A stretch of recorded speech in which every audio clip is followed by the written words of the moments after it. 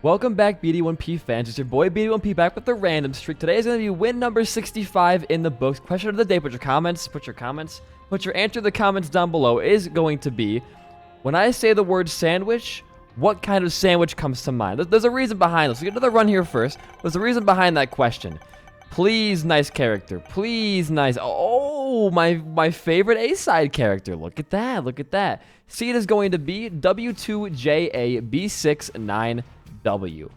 So I want to give you guys a little bit of BD1P history today, and also Merm's Minecraft history. So me and Merm went to high school together, and middle school, and the same church school from when we were kids. So we've been friends for a very long time. And back in the early days of high school, like early sophomore year, Merm was having a hot dog for school lunch. You know, this is a very important day to me. Merm was having a hot dog for school lunch, and I was like, as a joke, "Hey Merm, nice sandwich there." And he was like, "Hot dogs aren't sandwiches." And I was like, well, why not? Why wouldn't they be sandwiches? They're bread with ingredients in the middle. Isn't that what a sandwich is? And so we spent, and I kid you not, the next 3 years of our high school experience, from sophomore to senior year, discussing what was and what wasn't a sandwich and making our own criteria for it. So our first step, obviously, in that like lineage there was to go to Google and look up, like, what is a sandwich? And Google was so outrageously wrong, it pisses me off to this day. Google says that it has to have 2 slices of bread surrounding, like, ingredients. And listen, that's not, like, you know, the most wrong thing in the world, but saying 2 pieces of bread, are you kidding me? Are you dense? What about an open-faced sandwich or a submarine sandwich? Things only have 1 piece of bread encasing it or on it. What are you talking about, Google? Oh, my finger is slipping so bad right now. Oh, my God. Like, what are you talking about, Google? Are you kidding me? Like, this is the, like... There are sandwiches literally called open-faced sandwiches that require only 1 piece of bread. You're gonna write those off forever? So we got pretty livid about that and started making our own kind of like, ooh, okay, watch out for that. Our own kind of like description for what a sandwich is. And I did a ton of research. I didn't switch off fast enough. I did a ton of research in my time. One of those pieces of research being, you know, what was the first sandwich ever made? And they quote back to biblical times, like BC times. That's pretty fitting. I like that item. That's a very good item for us. They gave us this little history lesson there about the first sandwich actually being more of a taco / burrito thing. What it used to be was back in, like, you know, the BC times, they had to carry this lamb meat across, you know, very, very long distances because they had to keep it, you know, fresh for the nobles and the countrymen and stuff. They had to have it be a fresh meat. So what they do is they take these, like, what would you call it nowadays? It's like a tortilla wrap pretty much, and would store meat inside of it. Wow. Actually, decently very good stat upgrades there. Wonderful. So the first sandwich was, believe it or not, actually a taco, which means that because tacos only require 1 piece of grain or bread substitute, that sandwiches are allowed to only have 1 piece of bread. It should be that obvious, right? But Google's, you know, ridiculously stupid about it. So yes, that does mean a hot dog is a sandwich. Now, you may not want to believe it, but think about this. What is a hot dog if not just a dumbed down sub sandwich? Dropping some knowledge on you right there. Seriously, if it's not that, what is it? It's, you know, 1 piece of connected bread surrounding a ingredients, whether it be meat, you know, relish, ketchup, mustard, onions, whatever it is. They are both structurally the same. So yeah, a hot dog in my eyes is a fucking sandwich, dude. Get over it, you know? But oh yeah, baby. Oh, we're gonna be rolling in it now. Goodbye. Goodbye. Bye-bye. No, bye-bye. Oh, I might put the freaking trinket stop me. Oh, my bone, guys. You'll pay for that. You'll pay for that one with blood.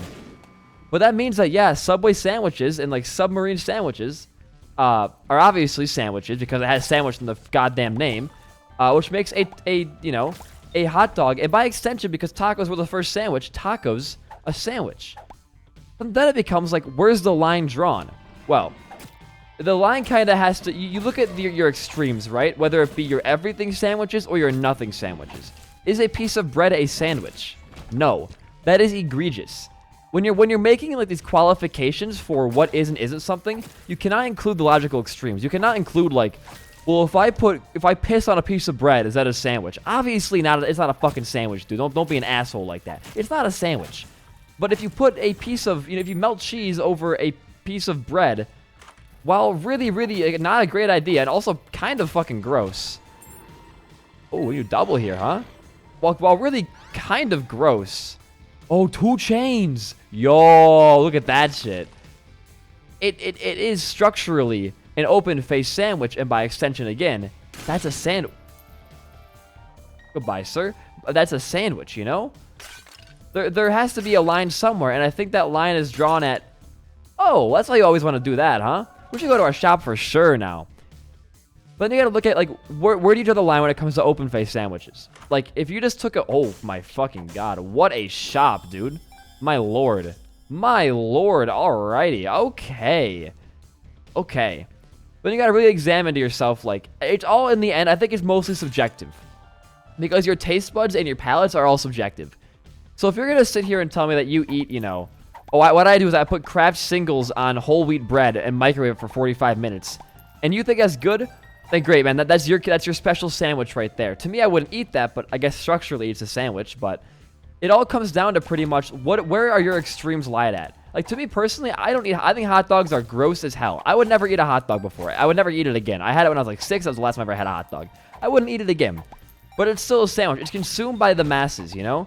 I think you can't, like, call, like, a specialty food like a sandwich. If you're gonna like, you know, what's the best way to phrase this? I don't want to piss anybody off, but like, for example, you know, like let's say, you know, a hamburger. You know, vegetarians and vegans won't eat hamburgers. Not the you know, the real meat type anyways, right? I'm gonna go for it. Woo! That's a big shot speed up. Okay. Like, you know, I would eat a hamburger. I'm not vegetarian, and I really enjoy meat a lot, so I would eat a hamburger. The vegetarian, they wouldn't eat it, but it's still a sandwich because America as a whole enjoys sandwiches. Now, if that same person likes to eat, you know, refried beans on, like, I don't even know, a whole wheat bread in between, along with, like, you know, raw basil leaves, like, you know, that's a very specific thing. That's not a sandwich, but if you enjoy it, it's a food you enjoy. I think it has to not be an extreme, you know? And people enjoy different things, you know? What's gross to me is not gross to other people. Like, for example, I don't want to eat bugs, but I know that chocolate-covered bugs are actually becoming, like, a kind of a fad recently. For me, absolutely not. I would not touch one of those, but I'm not gonna knock it. If people enjoy it, by all means, but I think it has to be a universally agreed upon set of rules, but... to get to my final point here, I think the final, like, criterion for a sandwich is it literally has to have some kind of bread or grain substitute. You cannot just, you know... Go to this guy, please.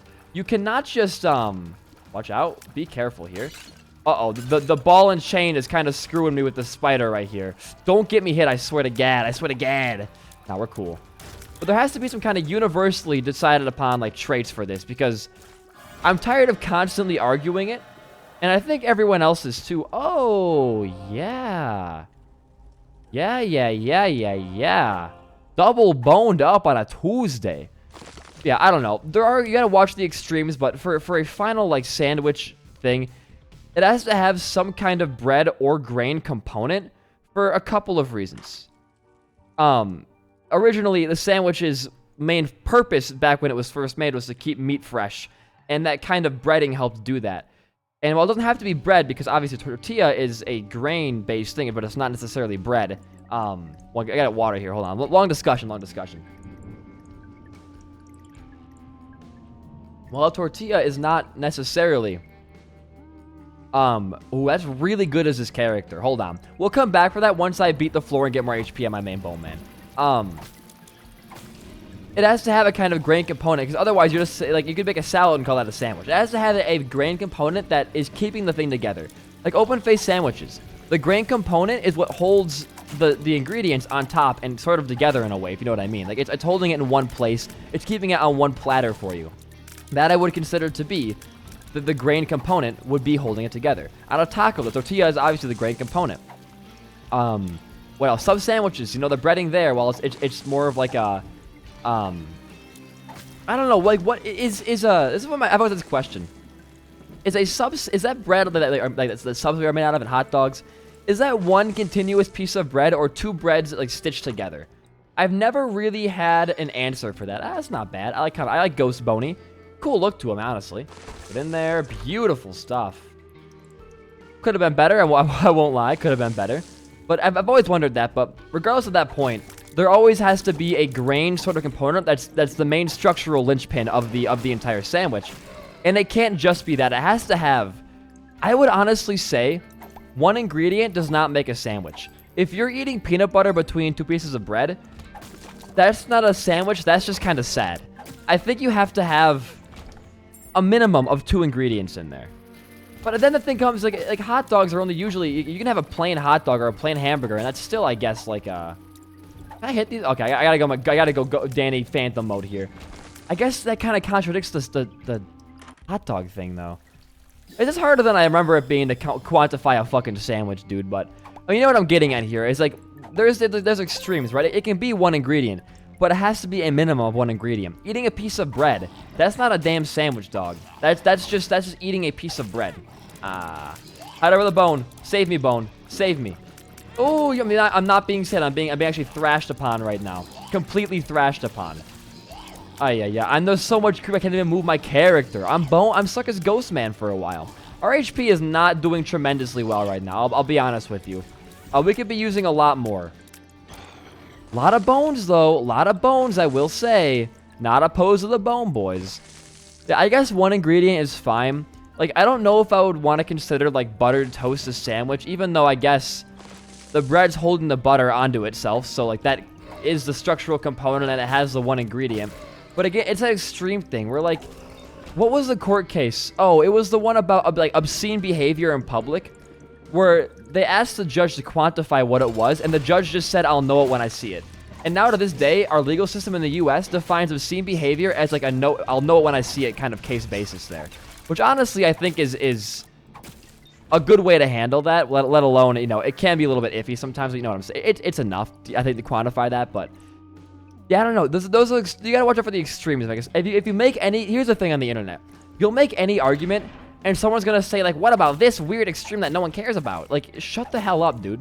Like, when I mention, you know, oh, this is a sandwich, someone's gonna be in the comments like, well, kiddo, like, what do you think about me shitting on this tortilla and wrapping it up and eating it? Like, that's not you if you're that's not anything to do with me. That's all on you, dog. I don't know what to tell you about that one, but there's extremes for a reason, and I think a lot of people are too tied into their you know, they're just too used to, they're not well equipped to handle this discussion because they honestly they tunnel vision a lot on it. They get mad that, you know, they don't want to accept the truth that you know, butter bread might be a sandwich. They don't want to accept the truths that God is putting out in front of them. And that's kind of sad, man. Okay, Bone Man. Yeah, get inside him. That's really good. It blocks all of your tears. Oh, we're going to be in a bad place here now, aren't we?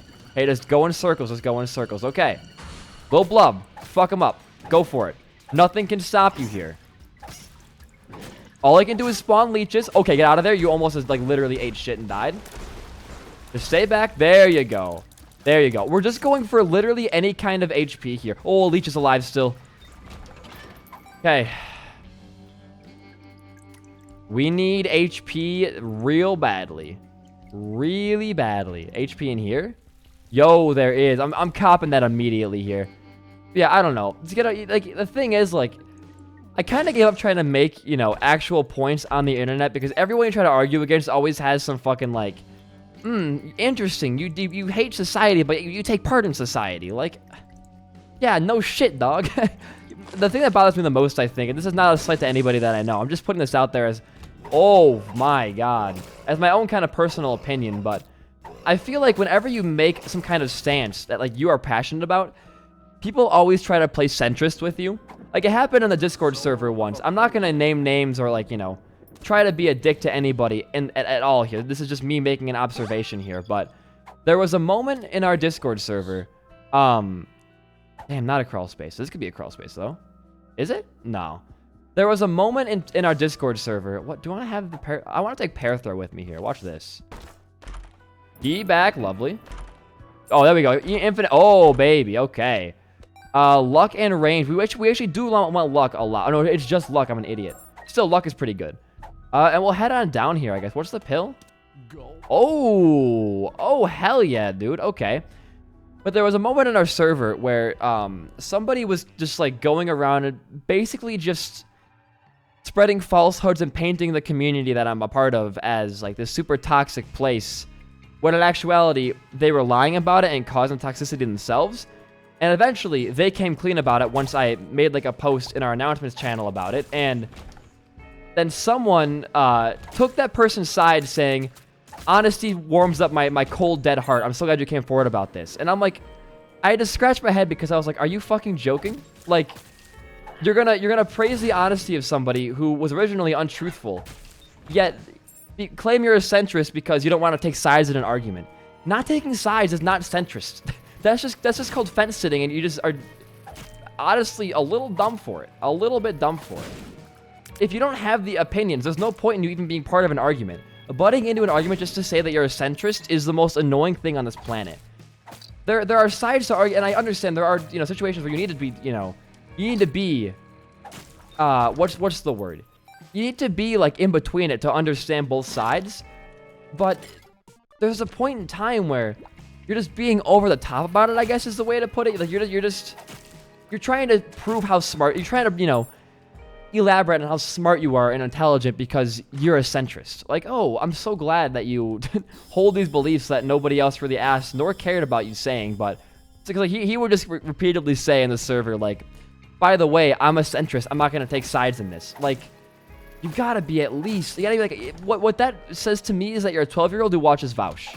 Nothing against Vouch. It's a very easy name to pick on because he's a very prominent. I could have said Shoe on Head. I could have said Vouch. I could have said Armored Skeptic. Anybody in the skeptic political YouTube community. But to be honest with you, to be full disclosure here, I actually do watch a lot of Shoe on Head. I like Shoe's content a lot. Whether it be, I'm not always in agreement with her politically, but I do think that she makes a lot of good cases that are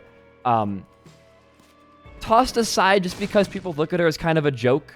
When in actuality, she does say a lot of pretty insightful things about our current state of affairs. But if you're just gonna sit somewhere and just repeatedly say you're a centrist just for the sake of trying to look smart to other people, I'm sorry, dog, but like you gotta reevaluate yourself, because that is that is not the way you should be living your life. And that's not even like an opinionated thing. That's just me saying, like, dude, like, come on.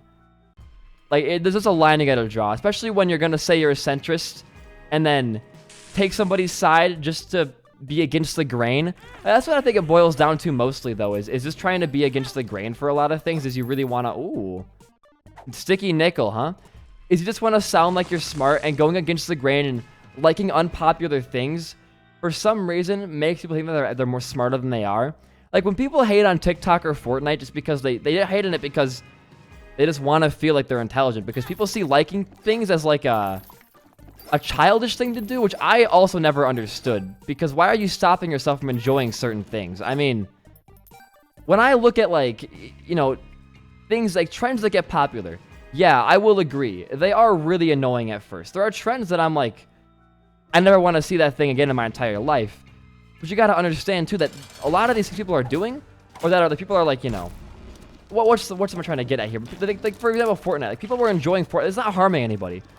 But, like, the thing is, a bunch of, you know, of people, like, you know, as the common trope would be, like, Redditors were like, Fortnite's a cancer, Minecraft's the best. And it's just kind of like, why do you care? First of all, if it's really that much of a kid's game to you, you shouldn't be talking about it, because that should be beneath you. The fact that you have to shit talk on a video game shows that you're more childish than anybody else that I know.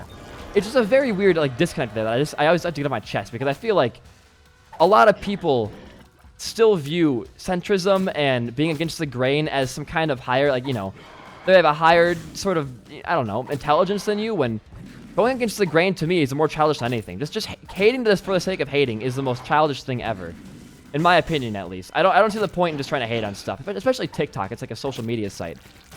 Are we gonna roll this? We are not. Lump of Coal is actually pretty good at the high range stat. Okay, this floor's taking us a while, but we're trying to build up our HP again. So I'm trying to take my time and go slowly here, but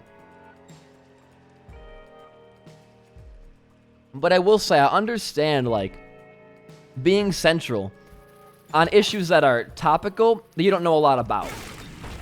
But the biggest issue to me comes in is when you hear most of the facts and you still can't form an opinion. That to me just shows lack of intelligence or care for the issue. So why state your opinion at all during it? If you don't care, you don't know the facts, then just observe. And then when you're finally ready to pick a side, like, yeah, every issue has issues on both sides. Everybody gets that. You aren't some pariah for knowing that every issue has two sides to it. Everybody understands that. You know, every time that there's let's say for like a more general example, like Democrat versus Republican, everybody knows that there are issues on both sides, and they're both very prevalent and terrible issues. But because we acknowledge that, we don't have to repeatedly, oh hell yeah, Worm Friend, we don't have to repeatedly say things like, well, I'm not gonna be either because both sides have issues. If you are able to form a political party that has no issues whatsoever, call me on my cell phone number in the description down below. Not actually. DM me on Twitter if you can. Like, it's just...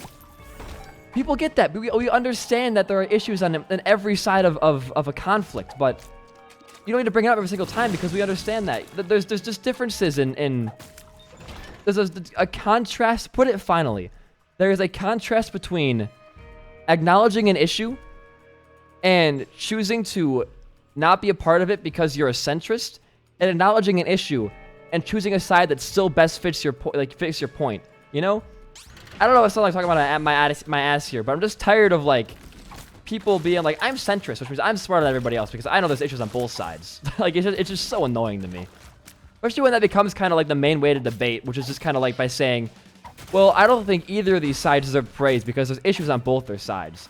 When it comes to stories of like let's say for gaming, like of a gaming company, you know, putting out repeatedly bad products, but then you realize that they're, you know, how do I make this analogy work? It's hard to think on the spot with this kind of shit because it's a very sensitive topic to dance around. But oh, help me, Red Mega Maw, I hate you. Why am I playing melee? Let's go like this. Why am I playing melee against? I gotta shoot from far. Yeah, he's dead now. What was I doing the entire fight? What was I doing? But I don't know. It's just gotten on my nerves as of recent because that Discord thing was that was like months ago. It doesn't bother me, but it's more just like the concept of somebody that still thinks that because they see issue on both sides, woo, we're so smart, they're somehow better than the arguers. You know, if I had to draw a picture of it, it would be like, you know, it'd be like Rayquaza, Groudon, and what the fuck's Kyogre? Like Kyogre and Groudon are like arguing, and the centrist sees themselves as Rayquaza coming down to stop the conflict. Like, no, you're not. You're just being a self-righteous douche about it. Like, piss off. But I just into that tangent. Anyway, some of the other topics. I think I explained myself decently well there, and I don't mean to offend anybody, but if you repeatedly call yourself a centrist and just, you know, just to be on the non-losing side of an argument, just to like try to be above everybody else, get a grip, and just start having personality for once. But anyways, I changed the upload schedule on this channel. Videos are now coming out each 3 hours later. We're gonna have the random streak be 10 a.m. upload, so 3 hours later than normal, which has already happened. This is like the second episode of that, but 10 a.m. Central Time, and then we're gonna have the secondary upload be at 2 p.m. I changed that for a couple of reasons. The first one being is after kind of going a little bit viral on TikTok, where now my most viewed video ever is a TikTok. It has more views than my iceberg or my world record, which is fucking hilarious to me. Hey, great item. It's just ridiculously dumb to me, but whatever. I realized how much posting time actually matters, because my first... Oh, this works actually not well at all, because it gets us a little bit of damage for a minute, but not a ton. I used to think on YouTube that because, like, videos have a lot of longevity on here, on sites like TikTok and stuff, videos are phased out within, like, I would say 3 days of videos now suddenly just, like, obsolete. With YouTube, videos last a lot longer. I thought to myself, well, you know, upload time is not going to matter because they're going to get viewed whenever they want to view them. With sites like TikTok, you know, the way you find stuff is a For You page. It's like basically the YouTube recommended page in a nutshell. But the problem is, it's not one big grid of videos. You scroll through individually to find what you want to look at. So when you're looking at a TikTok, you know, oh, hey, Plum Baby, nice to see you hiding up there. When you're looking at a TikTok, you're scrolling through, you're seeing it, then it's gone forever. On YouTube, usually the same posts will stay in your recommended for a decent amount of time until you're like, you either watched it or it's been like a month or two, right? So like YouTube is a lot more of like a longevity for it. So I figured to myself, posting wouldn't matter when, because eventually they'll all get the same views in the end. But that's not true. If I want to get more outreach, I have to start posting at the time where most of my audience is active, so that those of you who don't normally watch the streak get it in your inbox when you log on to YouTube in the morning or the afternoon. So I changed my upload schedule to based around you guys. I went onto my YouTube analytics and I looked at, when are most of you online and when's the best time to post? And 10 a.m. is when very many of you are online and browsing YouTube. And 2 p.m. is the same thing. It does fluctuate day by day, but the best two times were 10 a.m. and 2 p.m. Weekends are a bit different, especially Sundays are super weird, but I think that's just because it's a weekend and it's Sunday. Like, people are just not doing anything on Sundays, or they have like church in the morning, stuff like that. So Sunday's odd, but I'd rather have consistency, than one day of the week that's different than everything else. Even if it would do better, I like consistency more. It's easier for me to schedule videos like that, so, Oh, what a shop. What a non-interesting shop to me. I mean, we could pair throw. I'm not going to waste a pair throw. We don't need to spend any money. We have enough money to buy stuff next floor, or if we go to Beast on the Mausoleum as well. But yeah, I'm trying to edit a video tonight. I don't know if I'll get it done or not. I wanted to get it done by Saturday, but it's just taking me forever. The video, I'm gonna work my hardest to get it out by tomorrow at 2, but the video is titled, Minecraft is a roguelike. Now, that video I hope is gonna do really well, because it's Minecraft, it's roguelike, it's like my regular fans are gonna watch it, because it's roguelike related. I'm hoping to get some Minecraft viewers, because Minecraft is very, obviously a hot topic, as it is like every fucking day of the year. But I'm hoping to get that out, because I think it's gonna do well for my channel, and with the new upload schedule, I want to see how many new viewers it'll bring in with a video of that kind of caliber. It's about 8 to 10 minutes long. It's really highly edited. It took me like hours to make and script. So if you're watching this video right now and you have time later today, come back to the channel, check it out. I want to make that video pop off. That'd be really, really nice for this channel. So I'm not going to, beg for views, but if you're around and you're interested, make sure you're around for the release of that, just because I want to see it do well. I think that it deserves to do well. I think it's a very cool video. I'm not going to spoil anything about it. Just know that the conclusion is unique. I'll say that much. But yeah, I'm working on a couple bigger videos right now. That one should be coming out hopefully, well, today as this video goes live in a couple hours. But I'm also working on that Undertale video about how Undertale killed the indie gaming industry. But I'm unsure about that one, because that one's going to be even longer to make, because that's, I'm incorporating almost like 60 or 70 roguelikes in that, so I need a lot of footage for it, and I gotta gather a lot of footage, and I'm just not prepared to do that yet. I'm hoping I can get it done eventually, and it will be done eventually, obviously, but just not anytime. I wouldn't expect it any time within the next week. I'd say maybe 2 weeks at the latest it'll come out. Water, by the way. I am so thirsty. I played a lot of Smash and Mario Kart on stream today, and those are very fun games to scream at, so my throat's extremely dry right now, excuse me. Now, all I gotta do for that video is I gotta record my voice lines for it, and then I gotta just edit it together. I have most of the assets already recorded and downloaded, but I just have to go, ooh, 5 luck, 5 natural luck, by the way, not even perfection based, just 5 natural luck, insane. I just have to put it all together, but the problem is editing just takes that long. I gotta find music for it. But the good thing is, though, with games like the indie video, or videos like the indie games video and the Minecraft one, because they're indie game focused, music is so easy to find, because indie game soundtracks always go so goddamn hard. Ridiculously hard. So we're gonna have easy enough music for it. I just gotta find the right track for me, Probably some C418 shit, some Spelunky stuff, anything like that will help make that video pop. Nice tears upgrade. We actually don't have a lot of damage right now. It's a little, for having Incubus, we're not really killing enemies as fast as I would like to. I guess as the Bone Man, it's not as good as a Soul. So we should play as a Soul more, I think, for Deadeye to pop and things like that. I think Incubus also kind of ruins Deadeye, but, whatever. I'm saving, by the way. Oh, damn. My pair throw for the next Devil deal, or whatever else we get for deal-wise, or maybe some lackluster boss item. Problem is, though, I would take pretty much any boss item, whether it be health, speed, range especially, damage especially. I would take most of those right now. Health right here would be very nice to get. Oh, I should have waited and put it in a secret room. Let's see where that is before we start using our prayer throw and shit on that room. Let's go find our secret room first. You gotta think through stuff more, you know? The HP is nice to have, but I want to make it worth my time a little bit more than that. Okay, so a very awful shop. Good to know. Good to know. Alright, get some money back to this thing. Keep it going. Keep it going. Can I get behind it, please? Am I too fast? There we go. Pump it through, baby. 500. Here we go to the moon. Hey, that's not bad, man. That's not bad. Okay. Buy this. Yeah, I guess what you want to do is just find your secret room now, huh? That's kind of your big game plan. I guess play this guy out right now anyways. You might as well. Get an item on the ground for yourself. Please, if you will. I would love some HP, though, because I do want to have more red hearts for playing as the Bone Man, but we'll see what we get here. Please, sir, please. No, this is a bomb. I don't need a bomb. Yeah, I've been working on a lot of bigger projects recently. Oh, hey, Compass is pretty good, though. Compass is pretty good. But we're working on a lot of, like, huge projects recently, so I'm happy to get those out there eventually. Like, the Minecraft video I'm excited for. The thing is, like, it's just about the passion, right? Oh, yeah, another fucking Book of the Dead for us there. It's all... Ooh, whoa. Hello? Pop this pill. We'll see what happens. Luck upgrade. Amazing. Archovision. Not great. Gulp. Good. Telepills. Oh, we're in here now. Actually sick. Okay. Whoa.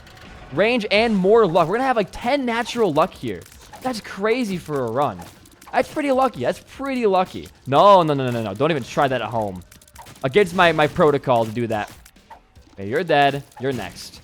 Lovely stuff. But yeah, it's all about the passion, man. Like when I'm recording like a, random streak episode, I like this. I'm passionate about it. But it lacks that kind of charm that when you're really into a project. Like, for example, these next few like videos, like especially the Undertale one. It's just that level of like hard work behind it. Playing Isaac is easy. I can talk for hours and play Isaac and have no issue with that. What's difficult is, scripting a video, making your thoughts well constructed and heard, and then editing it together in a clear and concise way. That's difficult, but the hard work just truly feels that much more rewarding. It's super nice, and you guys like the longer videos. I know that much. You guys like the video essays. That's my channel got started, was the iceberg video, the 30 character run. That's where my channel came from. Oh, nice. That's where my roots are. I don't want to disobey that at all. Pop that. Hell yeah. Farther away from where I wanted to be. That's great. But like you guys, that's a lot of you 15K subs, almost, wow, 16K subs here, are here for those videos. The longer video essay type stuff. And I want to start doing those. I think once a week is a bit ambitious.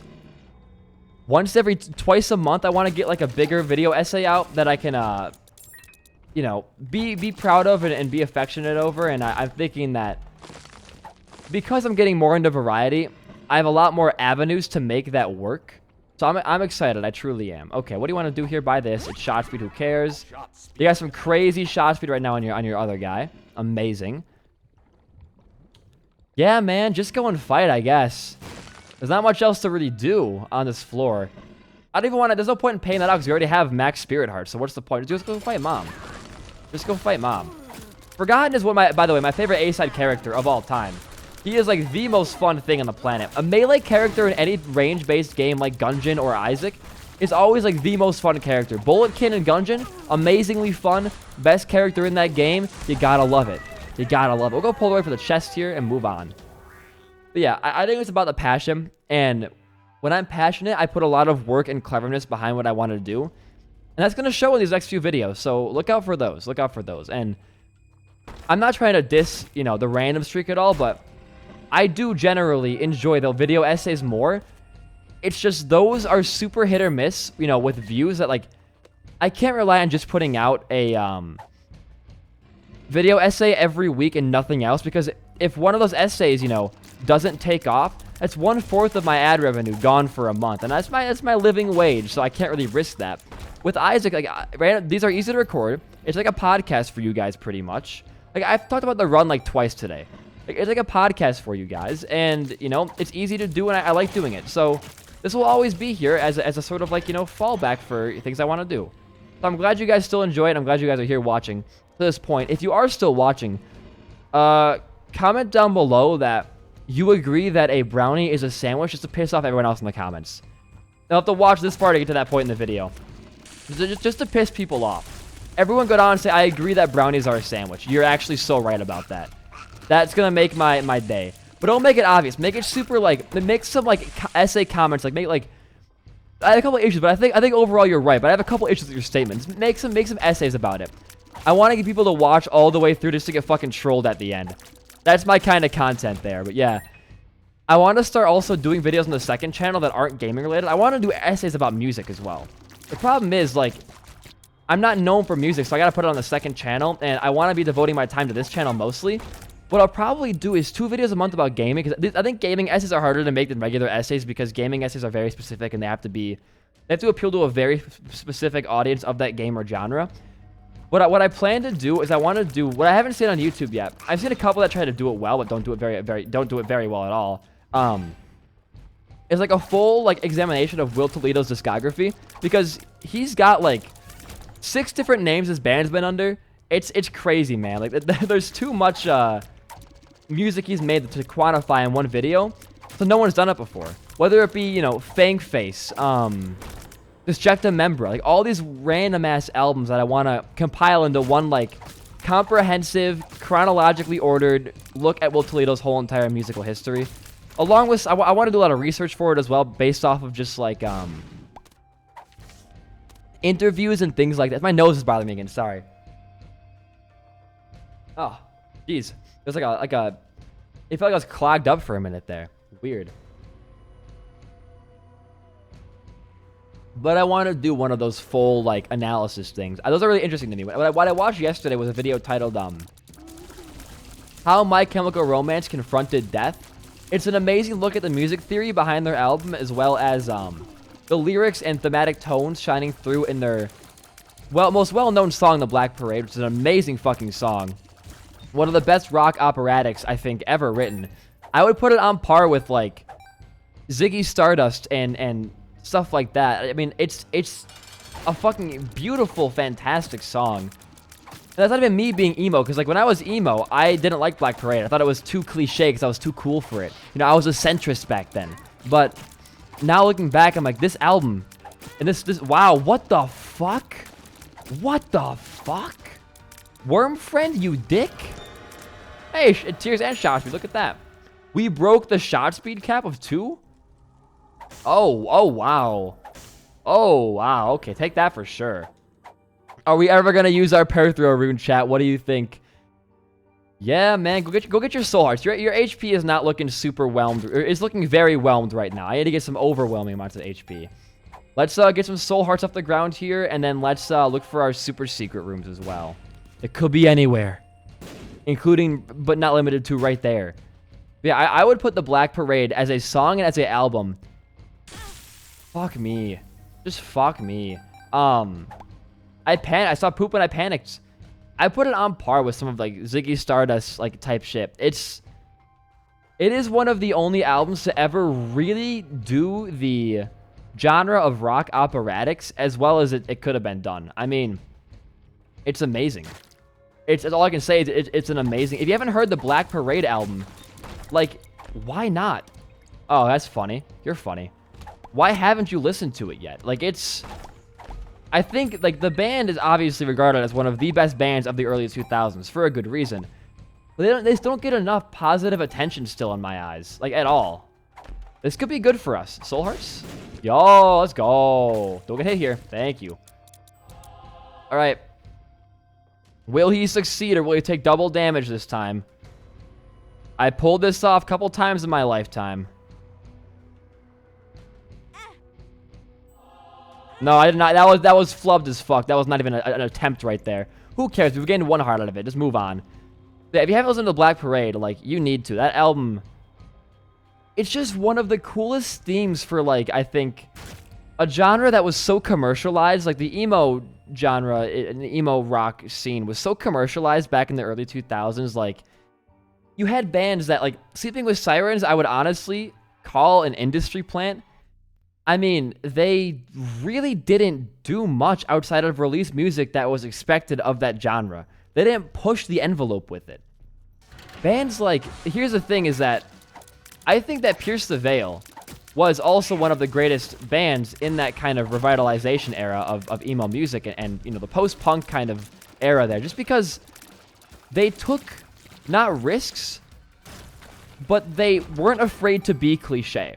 And that made them unironically, like, not cliche. Because they put out... Oh, this is amazing for us. Rip our damage or whatever. I'm built different. I'm going to get all this stuff in here. Because they put out songs that were, like, you know, direct fucking... Robot Baby Bitch, come here. Dude, I swear to God. Oh, my God. I'm going to lose all my money on this, aren't I?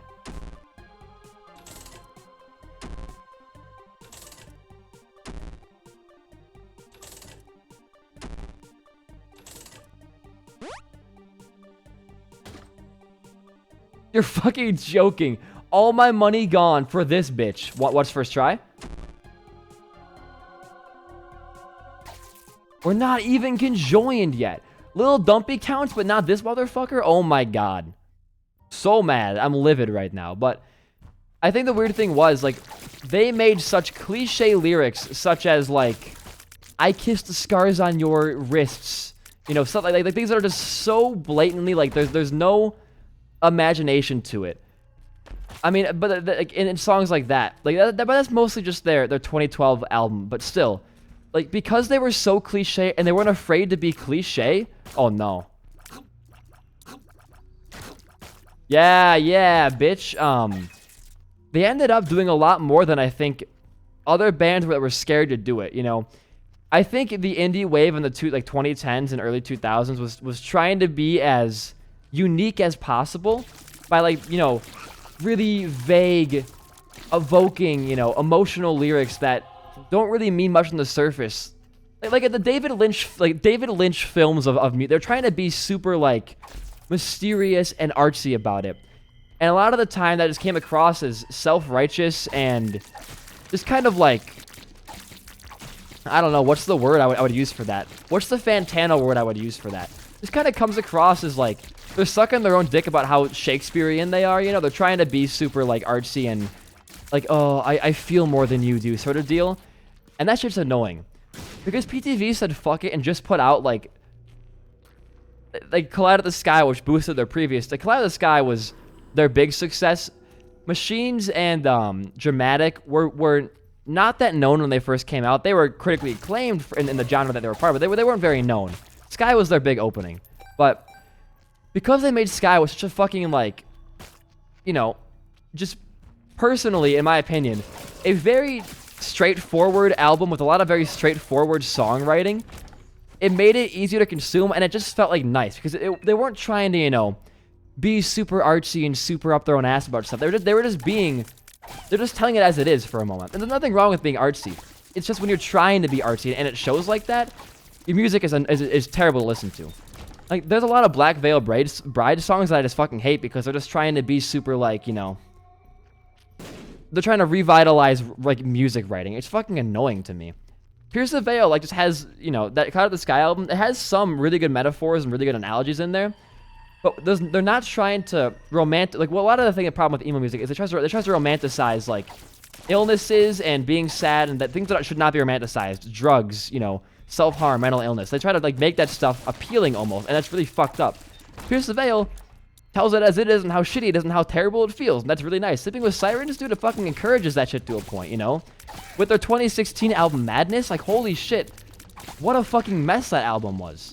You go from the opening, like, Kick Me, which is just this, like, super abrasive, you know, like, let's hang the fucking jury, let's, like, you know, kill our fucking parents, like, the genre is supposed to be edgy, I get that, but holy fucking shit, dude, you're encouraging stuff that, with these teens listen to your music when you're in that genre, are vulnerable teens. They're, like, they're there because they have nowhere else to really turn to. They want to, you know, find a thing that makes sense to them, find a trope that makes sense to them.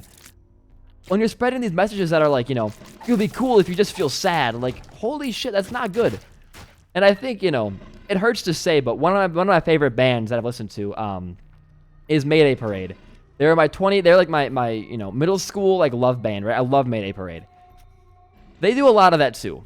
They do a lot of that like romanticizing being sad, which being sad is not a good thing. It should not be, you know, normalized or romanticized. You should be able to feel sad, but you shouldn't validate your sadness. You should try as hard as you can to feel better and better yourself, not just mope around in it. And songs that are like miserable at best, like it rubs me the wrong way in certain occasions. You took so much of my money. I hate you. I'm so mad at you right now. I'm gonna kill you. Oh my god.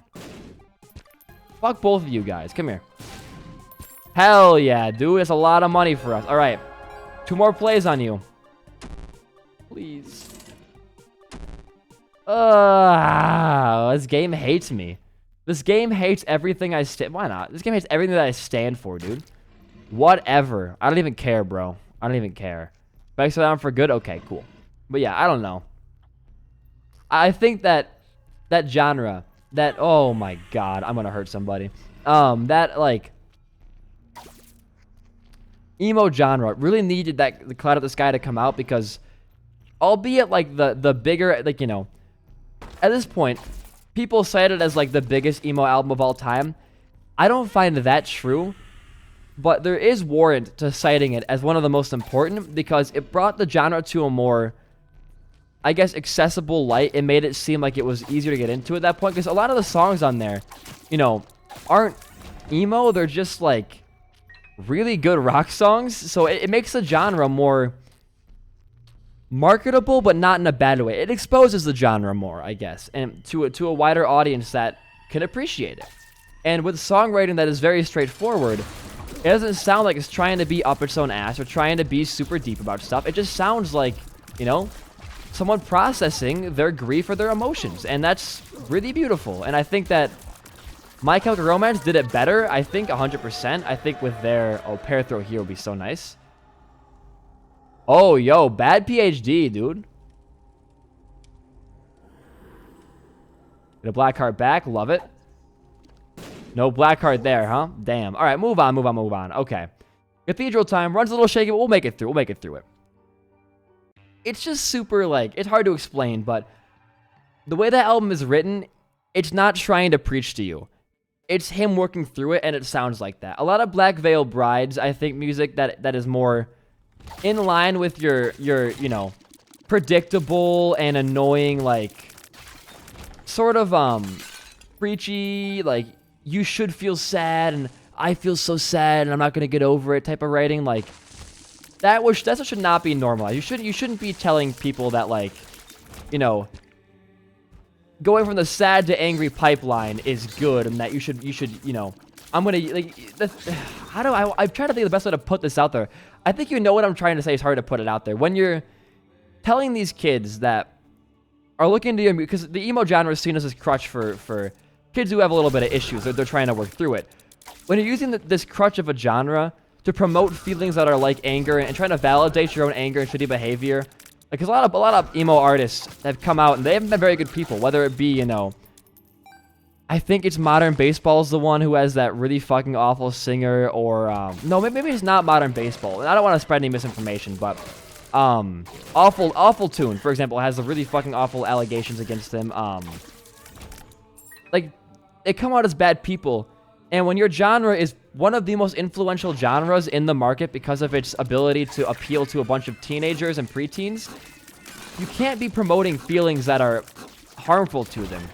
The album is your album, and you can do what you want with it, but I just find it a bit irresponsible, you know? Like, for example, I could put on this channel, like, you know, a video of me smashing my computer into pieces and screaming at it, right? And because I'm a gaming channel, it might get some views just for the meme, you know, potential, but people who, you know, watch the, and no one looks up to me, right? I'm just a dude. No one's like looking up to BD1P for the awesome Isaac plays. Oh my god! But having, I don't have the influence. If like, for example, if PewDiePie put a video out where he took his computer outside, smashed it, and screamed at it, I mean, you're gonna get that behavior replicated on a smaller scale. When an artist that is in the emo genre that is, you know, meant for kids who already have these predisposed issues and feelings to feeling sad and angry and hurt and stuff like that, and you put songs out that kind of almost prey on that and try to encourage him to do, you know, oh fuck, harmful shit, like, that's just not responsible of you. As a channel, I wouldn't put anything out that I think would influence bad behavior, and even though it's my channel, I'm not going to put out a video that encourages harassing anybody, because I think that's messed up, and, you know, it's not meant for, you know, the commercial eye, and if you're going to be promoting those bad behaviors, I don't know, it's just, it's hard, because I have a lot of, you know, preteen fans, people between the ages of, like, 12 to 14, right? I guess more 10 to, I guess, 11 to 14, that kind of age group, and you might think you're above, you know, being influenced and that you're actually, like, really smart for your age and stuff like that. I'll tell you one thing, you're not. You're not. Because I thought that, too, when I was that age. I felt like I was, what the fuck happened?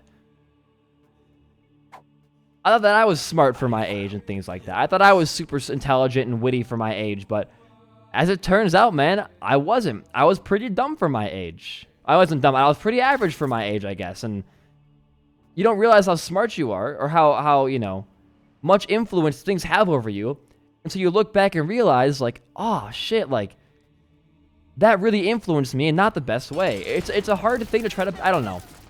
What I'm trying to say is that the emo genre is fucked up because it promotes really bad behaviors and kind of romanticizes, you know, bad things. And there has to be some kind of, like, line for that. And I think that when your album is mostly glorifying your sad or hurtful feelings, you're putting out a bad message to kids. That's kind of what I want to say in a concise manner.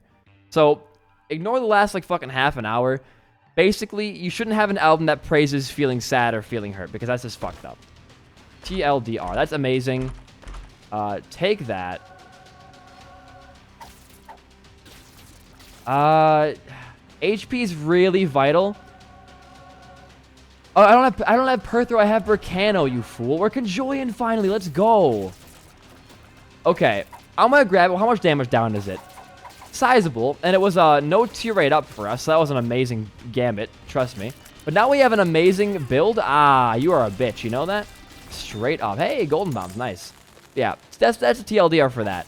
Very interesting conversations today about centrism, emo music, and feeling sad. What a wide array of conversation today, huh? Only here on the BD1P YouTube channel.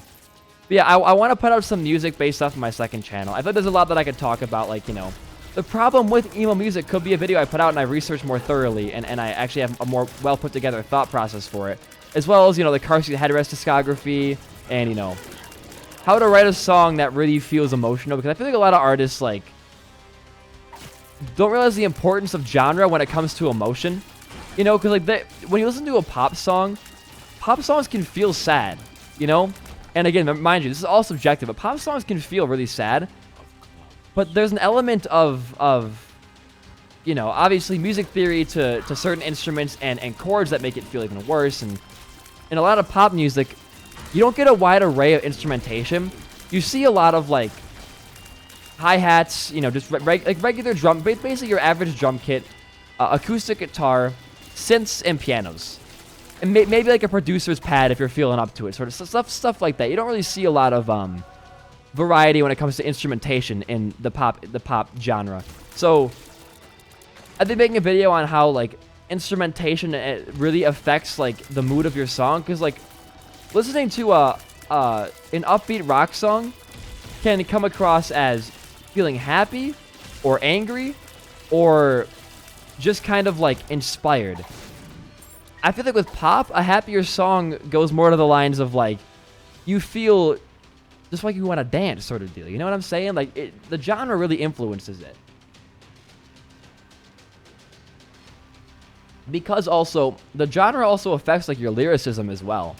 Like, you're not going to get lyrics that really talk about, let's say,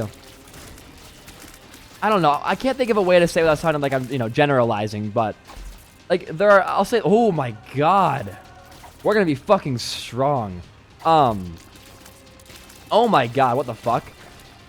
I want to say in a less general sense, but, like, there are a lot of pop songs about depression out there. But you're not going to get a variety of feeling on it, like, you know, of depth on that depression that you would in, like, I feel like maybe more of a rock song. And that's very generalizing, obviously. Like, I'm not saying pop songs can't feel sad and you know, depressed and their feelings aren't valid. I'm just saying that there's a level of... Ooh, nice. There's a level of, I don't want to be offensive, but I don't know how to word this. There's like a certain quality that, let's say, an electric guitar has to convey a theme or a message than a synth or a piano can do, you know? Like, piano sadness, here's what I'm trying to say. Like, think of like, I don't really want that right now. Think of like the Black Parade. The piano chords in there, it definitely is somber, you know? It's a walk down through, I think it's like third notes. It's a walk down from like G to C, then back up. And I think you skip D in that. But the piano sadness is so much more somber than, let's say, like a guitar sadness, which is mostly very picky and just kind of hopeless.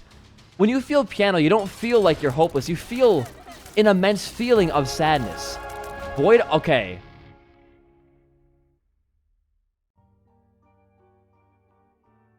Let's do a full clear here first. When you play the piano, it's a powerful emotion of sadness. It's a very, like, in-your-face kind of, like, you know, these power chords really just hitting you. With a guitar, like, it can get powerful. Oh, fuck. Oh, my God. Oh, we're gonna be stacked as hell. Hold on. Oh, we're gonna be stacked as hell. Watch this play. This is the best play in Isaac history. We just got a black card for free, boys. I mean, like, these tiers are not bad. Do I want to fight Delirium, though, is the answer, is like the question? I gotta get some more items to make that really worth it first. So hold on, let me fight some more bosses and see what's going on here before we start making any huge decisions here. If we get a teleport card, I most definitely probably will go fight Delirium. If we get a teleport card, that is. Our HP is not bad as the soul, which is what really gets me. I need more red hearts, though, is the big pull. I mean, I think I kind of owe it to you guys to go fight him on this long-ass run. I think oh, Golden Glitter Bombs is a free win as well on this floor, but I'm not going to farm for that right now. I don't want to lose the streak on a good episode like this, though. I don't know. Gonna depend. Oh, fuck. You're spoiling me now. You're actually just spoiling me now. Fuck. Pills and shit. Oh, my God. Alright, game, you win. I'll go fight Delirium now. I'll go fight Delirium. And then waste 5 hours without... I should be editing a big-ass video right now. No, that's fine, man. That's fine. Don't worry about it. Soul Heart? No. But money, though, for damage as well is nice. But, yeah. Like, I think people underestimate, you know, how much the instrument, you know, influences the emotion of your song. And I think that's very obvious in... When you compare a piano ballad to a guitar ballad to like a, you know, synths and like drums and shit like that. I think a band that kind of doesn't fall into that mold is Queen, because Queen has, like, you know, a song like Dreamer's Ball, like, obviously feels fucking depressing, but it also feels like, oh, it's right here. Okay, go down. Just do it. Just do it. It also feels like,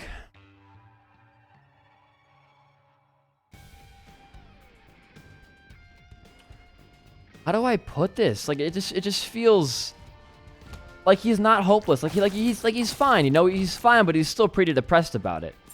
And I kind of like that feeling where it's kind of like, hey, you know, I really just, I think that your choice that you made by going with this guy to this dance was hurtful to me, but you know what? I'll get over it, whatever.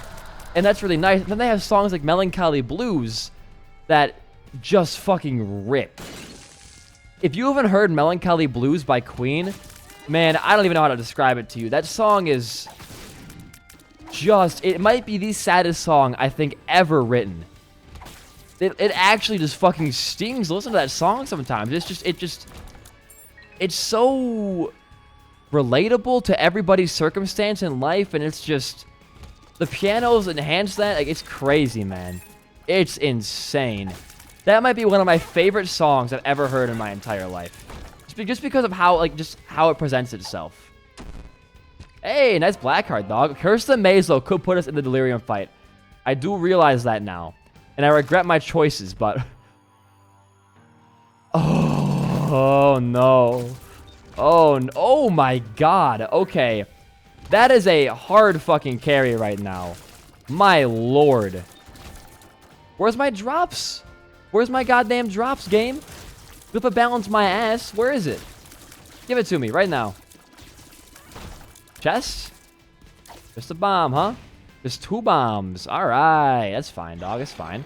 I can live with it. I'm a big boy. Just don't put me in the soup. Or the Delirium fight, I mean. Don't put me in the soup. Oh, God. Speaking of, like, I don't know. I think that people underestimate the effect that an instrument can have on your song. That's all. Whether it be the lack thereof or the over, you know, exaggeration of an instrument, stuff like that. I think people really just don't understand the, you know, the underlying kind of themes behind it. Because a lot of how you process music is subconscious. Like, you may not know music theory, but your brain processes it. Like, for example, you can keep a beat. And you know when, like, the best example I can think of is Kanye West's Runaway. People who don't understand music theory, you know, people who haven't researched it or just don't care to, still know when that piano chord change is coming. You know, to that half note. People know when that's coming because your brain knows when it's coming. It recognizes the pattern, the pattern, the pattern, the pattern, and it senses that. And that's really fucking cool because, you know, I just overall, like, the fact that you can know something without actually learning it, like, the fact that you just, you know, intrinsically recognize a beat change or a you know, chord change or when it's coming is super fucking cool to me. The brain is amazing in that regard, where it can just kind of do that sort of thing without you even realizing it or consenting to it. You just know when certain, you know, chords are coming or beats, even in a song you're hearing for the first time. You know when the chorus is coming, unless it's like a math rock song. You know when the chorus is coming primarily. Okay, so Delirium cannot be here because it does not have enough space to actually thrive. Let's go in. Yup, you gotta know these things. Hey, if you want to farm damage before the fight, that would not be a bad idea. I want to get some more coins as well as take some damage and get that to pop, because we have a lot of soul hearts in the ground from Glyph of Balance. So what we can do here, get hit, spawn 1. I think 4 is your max. I'm not sure, but we're getting a lot. Oh god, fucking curse the maze. Stop it. Literally stop it. Oh, that's so scary. Yeah, not my greatest call. Ooh. That's Bookworm, maybe? No, not yet. We need one more book for Bookworm. Delirium cannot be here, though, so we can walk in here for sure. Hell yeah. Oh. Now that's impressive. That's impressive. Can you cycle between these now or no? I don't think you can. Yeah, no. So we do have 1, 2, 3, 4 more, 3 more fights that we can cycle through with Glitch Crown. That could be cause for our Archie, man. That could be. If we can get a secret with an item in it, God, please, Judgment card, anything. That's all I've ever asked for. Please, dude. Oh, speaking of which, I uploaded our first Isaac mod review to the channel.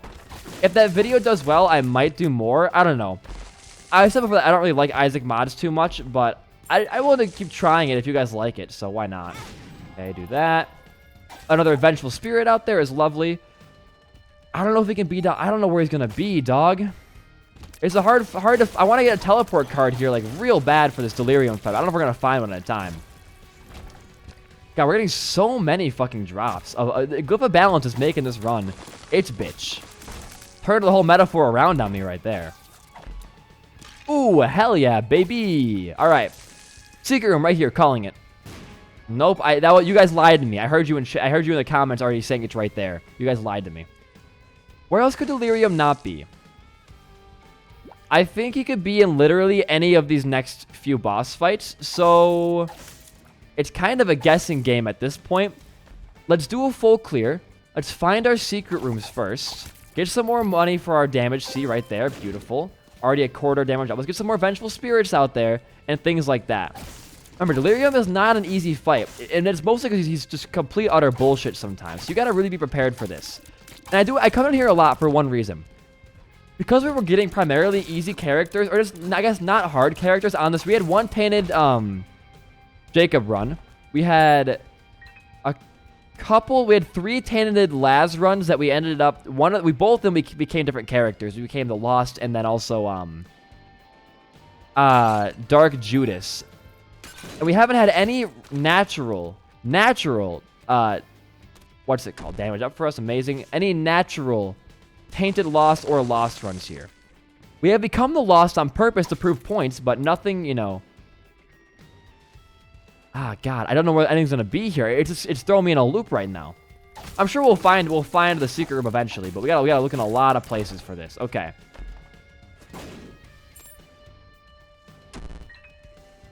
Damage up for us. I'm gonna do it just because we can get the Spirit Heart down here. I think that was a good play. Get more damage for us there. I already checked there. Let's bomb ourselves. Get these 2 things picked up for us. A little bit of extra Vengeful Spirit action. Are there money in here? Oh, teleport card? Devil's good for the fight. Devil's very good for the fight. Don't get me wrong, but I'd rather have a way to get out of the fight if we go into it too early. Because we have Glitch Crown. That can make this run...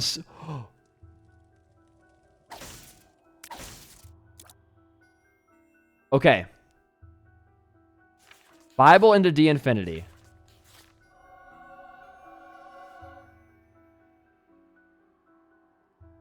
No!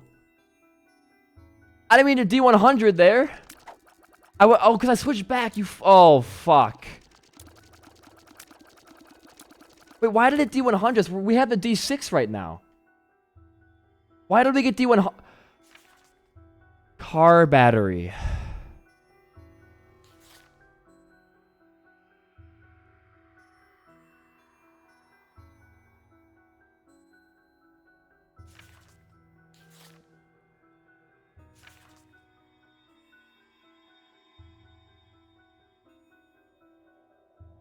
We do not have Glitched Crown anymore. If we walk out and walk back in, it still cycles.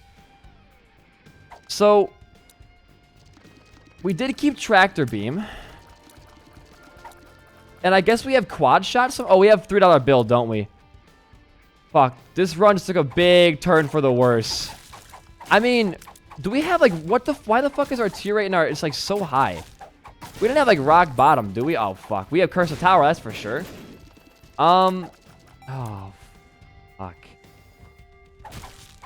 Can I get an R key, please? Or a death cert? Anything of that nature? Game? Game? Are you out there? Spirit Hearts are not bad. I just don't know what we have right now to make it to, like, work around here. Teleporter is great for the soul. Our damage is 6. God fucking damn it, car battery. Ugh. Okay, well, Bright, we can D100 again here, actually. Next charge. Nothing there for us. Oh, we have Azazel's Rage. Can we keep that for, like... no, it goes away after a certain amount of time, huh? So, I don't know if I switched off there. I don't know what happened. I think car battery do... Because I thought I was on D6, I'll be honest with you. I think I was. Keep rolling. Keep rolling. You gotta find your R key. You cannot beat Delirium on this build. You can't do it. I don't know if you can beat Delirium anymore. Why did we... It must have been car battery then at that point, because we didn't get rolled there at all. We could just do 100 again and hope for it, but I kind of want to farm for the R key. Fuck. No. Not the soup. Okay. No more money equals power also hurts just a little bit inside. You can get more charges off for a D6 here, but now I guess you just want to... I guess you just D100 in that room. You got to do 100 in it. You can't be going for D6 because you can't win with this build. If anything, you really have to, oh, Mini-Man's out there. Hell yeah. If anything, you really are going to have to, pray that your D100 rolls go well here. Fuck. We have Solar Arts. We're fine. We're fine. We can get hit here. That's okay. And this build can't even kill Super Envy fast. How are we going to kill fucking Delirium on this run?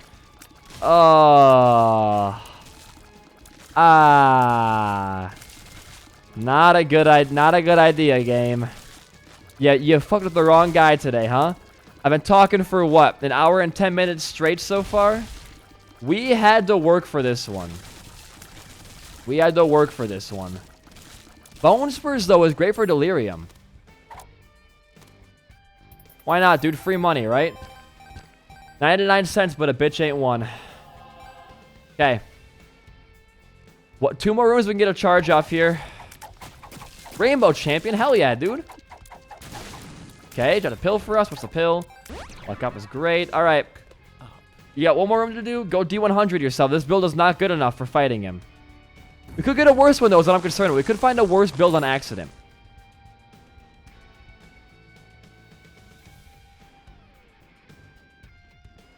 There you go.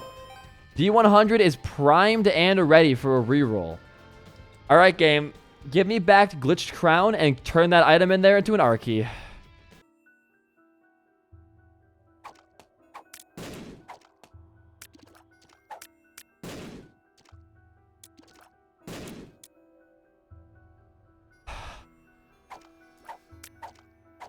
I mean,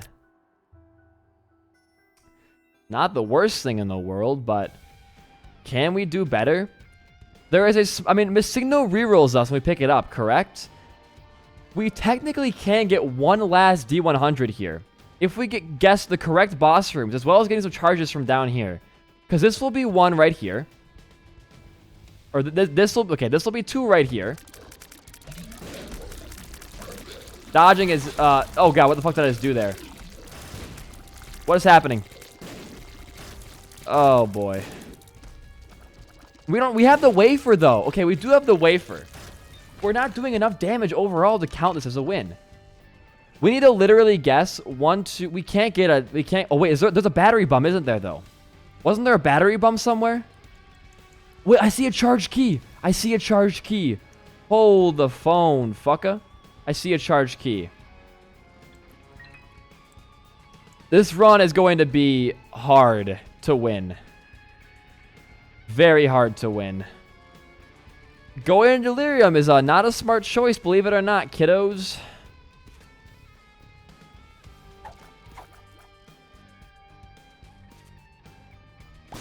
Okay, got it. We got him broken already. Okay. All right, you can still get your R key here. You know, this is your best chance to get one. Glitched Crown went away, but if we didn't get fucking car batted to do 100 there, we would have been fine. Okay. This build fucking blows as well. It's not even good in this, is it? Yeah, it's not even good in that. Oh, fuck me. Oh, fuck me. This is what I get for trying to be cool in the Isaac streak, isn't it? No more beggars around. I don't see any batteries on the ground.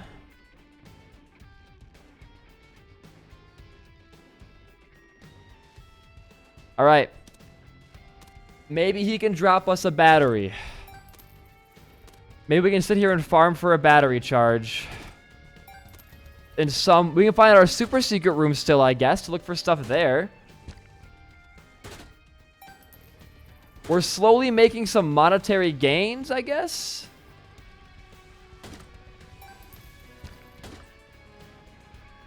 Okay. What can you give me that I don't already have? Nothing yet, it looks like. Oh, fuck. Might as well grab your fly. Extra item to roll for ya. Let's, okay, actually, Delirium cannot be this bottom room. We know that much. He can't be that bottom room. Get a heart, so you don't want to lose any bone hearts here. You can't be that bottom room, which makes me think our secret room is down there. Bro, this is not okay.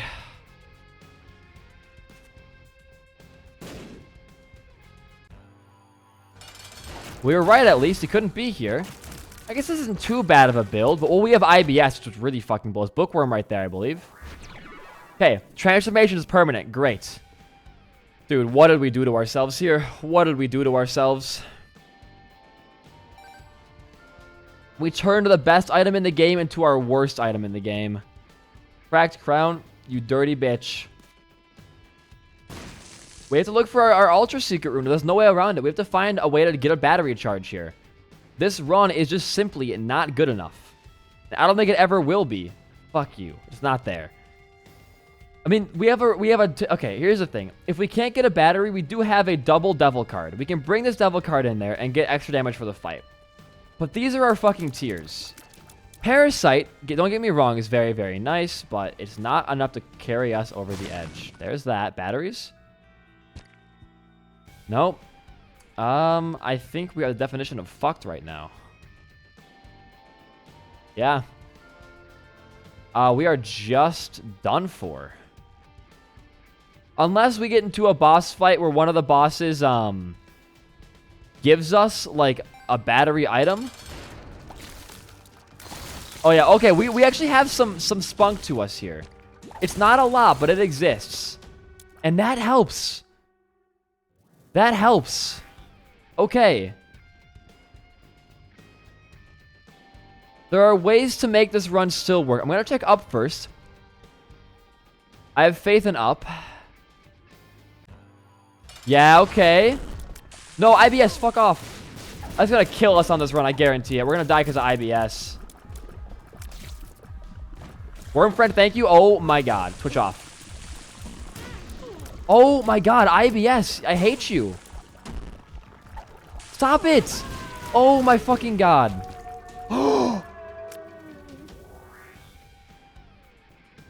We could do it all over again.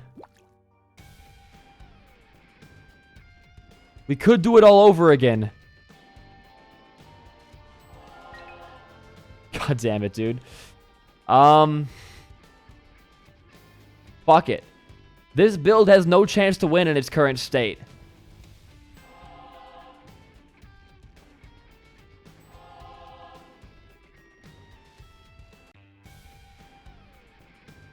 I'm so fucking pissed off. I'm so fucking mad about this right now. Dude, we have IBS on this reroll. We can't have Book of Shadows as a big thing. We need something, dude. Like, we need anything at all. Because right now, this run is not doing it for me. Okay. Do not walk into any boss rooms yet. You get a devil card to save yourself. Actually, we'll start at Bethlehem, go to the actual Delirium fight room. Is that him right there? Okay, well, I trust that Star of Bethlehem. I'm not going to fuck with it. I trust it. I trust it. What the fuck? Oh, those guys. I was like, where the fuck are the enemies? They're right here. Okay. Hey, hey, buddy. Walking into random boss fights. I think we know where it is, though. I think we have our win condition. We know where Delirium is right now. Fuck off, dude. I hate this shit. Why did I come down here? Amazing. The bean. Why did I come down here? And why did the D100 didn't have to pop there? It didn't have to pop. That's what I'm mostly pissed about, is fucking D100 existing. Why did it pop the effect that's like 5 fucking layers down the road? Is it random? Fuck it. Did not happen. We're cool. We're cool. We're cool. Is it a random effect? That's dumb as hell if it is. My nose is itching. I'm nervous for losing the streak right now. We're not in a good place. I can say that for certain. Just make sure you're always getting money so you can get some extra soul hearts for the soul. Thank you, game. Thank you. Do you have to wait for on this build? That was the last build, wasn't it? Okay, what are the positives we have going on right now? Lodestone is kind of a positive for getting his tears away from you. That's about all I can see right now for positives in this run. The positive is, we know where Delirium is. That's a big positive. We know where the boss fight's going to be.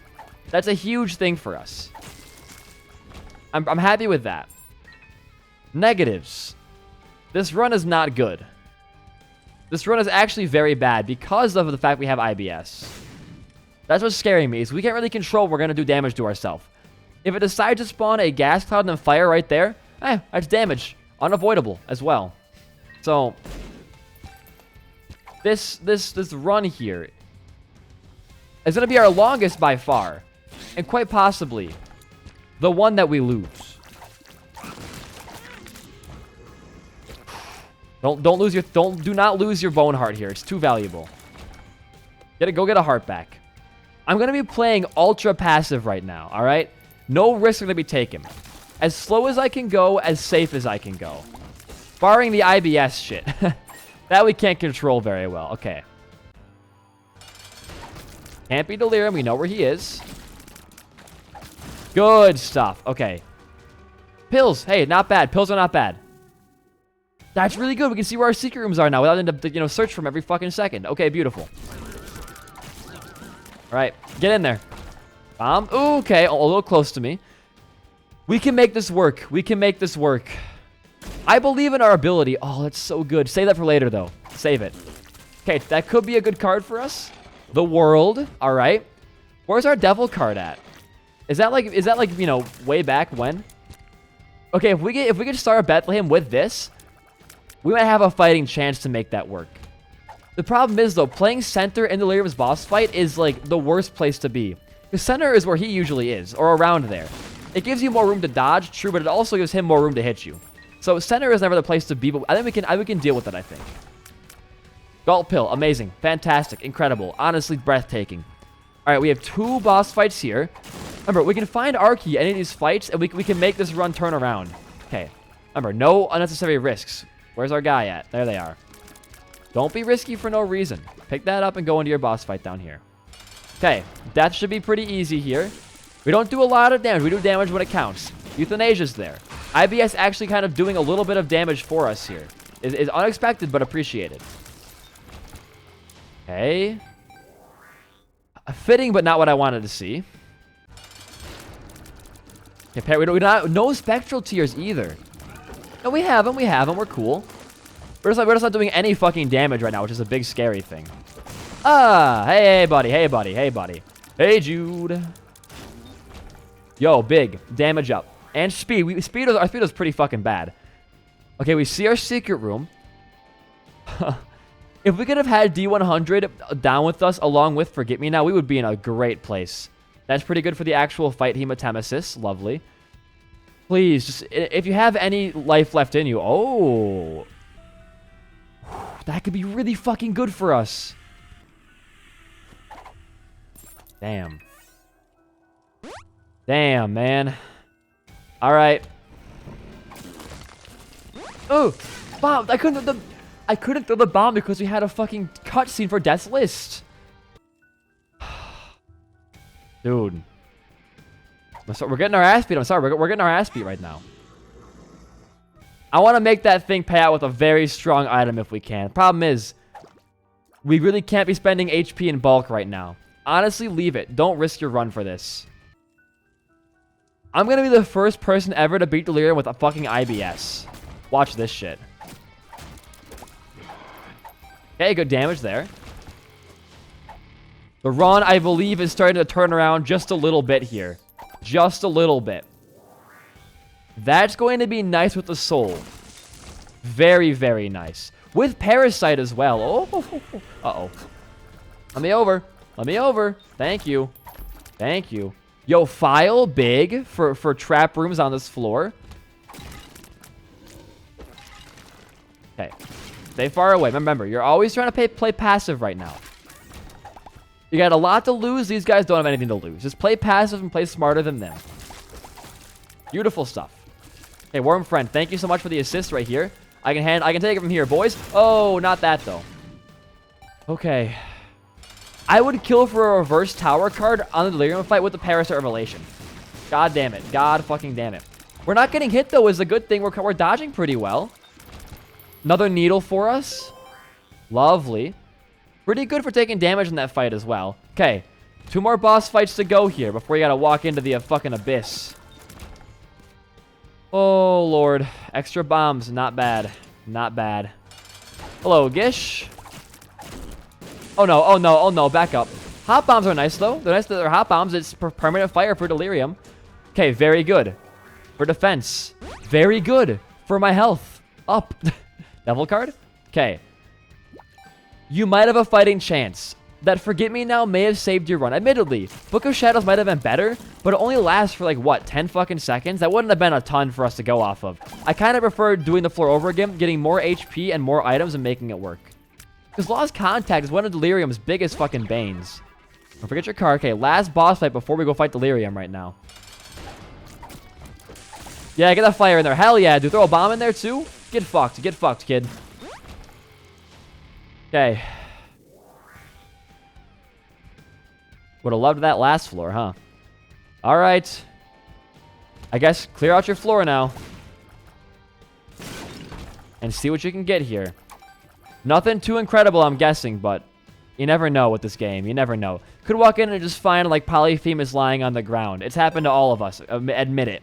You found some pretty hype shit just lying around. Okay, we're almost an hour and a half into the run here. Can I get some soul heart drops here, please? Or not. There was one. Alright. Stock up on bombs for hot bombs. Yeah, honestly, just start layering hot... I guess play this thing out for maybe a crystal ball. For extra health in the fight. Or trinkets.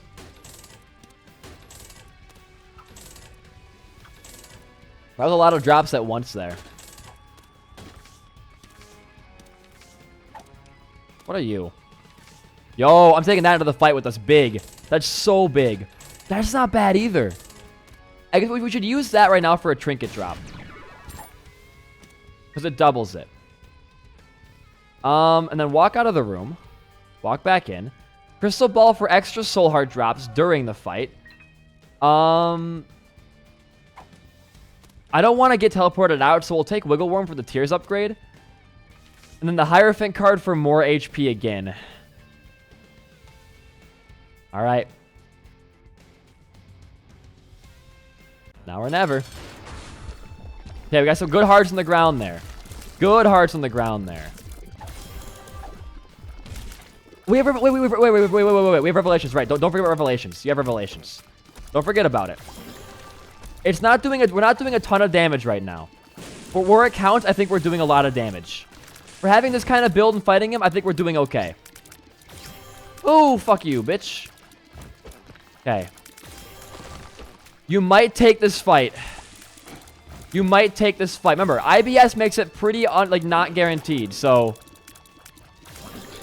Go to your Find Your Star of Bethlehem as well. Make that also your bitch. There he is. Okay. It does not give you homing or relations, sadly, in here. I'll just start firing tears out and hoping I'm... Fuck. I'm hoping I'm hitting. Where is he? There he is.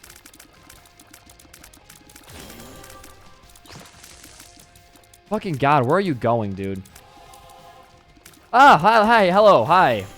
A lot of good poison damage right there, though. He's fast? Oh, he's quick, he's quick. 65 wins are on the line right here, Delirium. You wanna fuck me up right now? So be it. So fucking be it. There you are. You sultry. Bobby, what are you doing with my Delirium? I don't know, Dad. That was actually not, that was kind of like an adult Bobby impression. That's King of the Hills, revised, future season. Okay. He's back. The man is back. That's great. Okay, actually, we're going to win this, I think. I don't want to speak too soon, but there's a lot going for us right now. We're camping it, but we're winning it by camping it. Oh, Worm Friend. I love you. I want to have my children with you. Ah. Oh, big fires. Nice. Conquest kill. Oh, they got a lot of bounce by us now as well.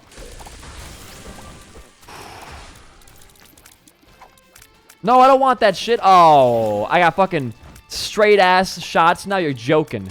You're joking, Mr. J. Uh-oh. I'm tethered. Help me. I'm tethered. I'm tethered. Oh. Where are you? Revelations, go. Go, dude.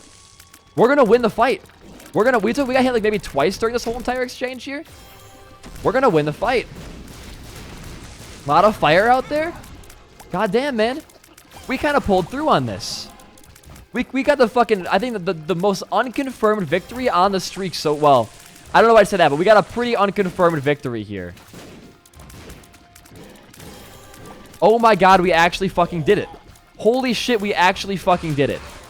An hour and a half into the video, after having the most insane forgotten run of a long time, Conjoy and Tractor Beam being one of the best things in the game, pulling out this fucking victory here. I'm proud of us as a community. Great banter, great episode. If you enjoyed this episode, like and comment and sub for that just stupidly long and tense fight. Follow all my socials. They're all down below. Twitter, Twitch, Discord, TikTok. I have a link tree in my bio now that has everything on there if you want to get it all in one go. But yeah. I hope you guys enjoyed. Thanks for sticking around and watching all the way through if you're still here. I'll see you guys later. Peace out. And goodbye to the most longest episode on this streak.